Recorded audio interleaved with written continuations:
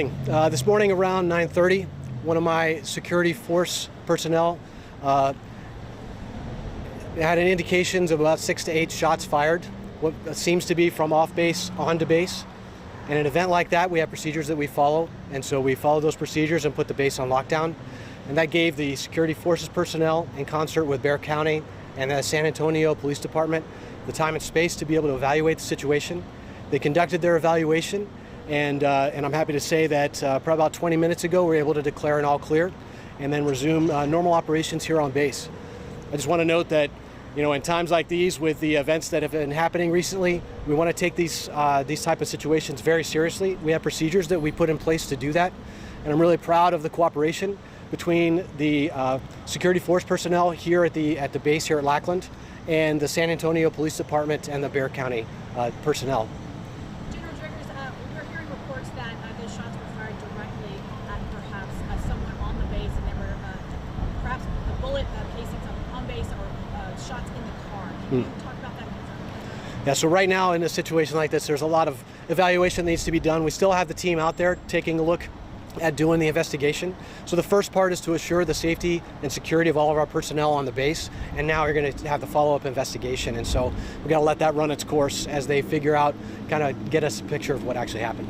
Do you know if there's anyone in custody or any suspects identified? I'm not aware of that, of whether that's the case or not. Was this what used to be Security Hill? Was that where the shots were? No, it's over by the military working dog area there at Lackland. General, can you say your name, please? My name is Brigadier General Russ Driggers. I'm the commander of Joint Base San Antonio and the 502nd Air Base Wing. General Driggers, SAPD said that they received multiple calls for shots fired in different locations. Vendita Base, just a couple miles away. Right. But are you confirming that it was just in that one location? To the best of my knowledge, that's what we found out. And of course, you know, given the recent events, people are going to be very tuned into this, and so you're going to have multiple inputs, multiple phone calls, and it really is the team's job to come together, evaluate what actually happened, and that's why we do the lockdown, to give them the time and space to be able to do that and figure out if it's one or multiple. At this time, we believe that it was just the one. They responded, and now we're all clear.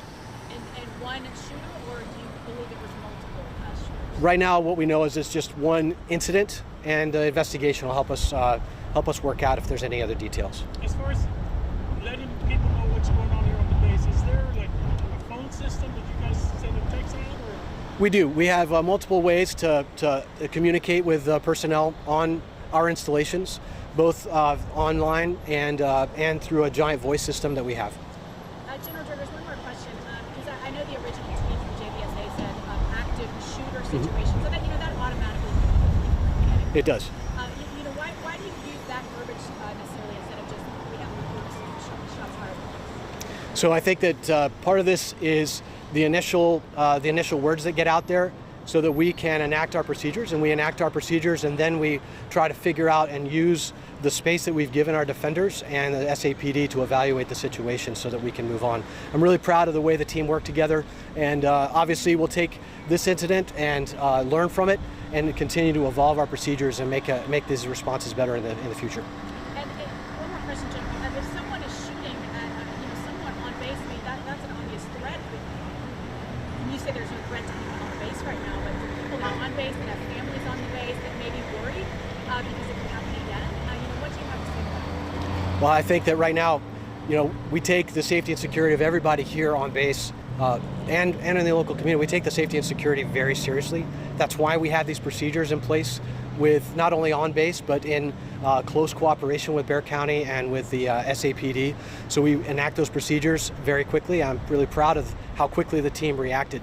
It's normal to be nervous with these kind of events, and so we want to continue to have that close cooperation so we can kind of try to prevent these kind of events from happening in the future. Last question. Do you have, So I'm sorry. As far as jurisdiction, Ma'am, if I could. How many areas are you still on lockdown, and how long it will be? Good question. We actually were able to declare an all clear across JBSA probably about 20 minutes ago. Thank you very much for your time. I really appreciate it.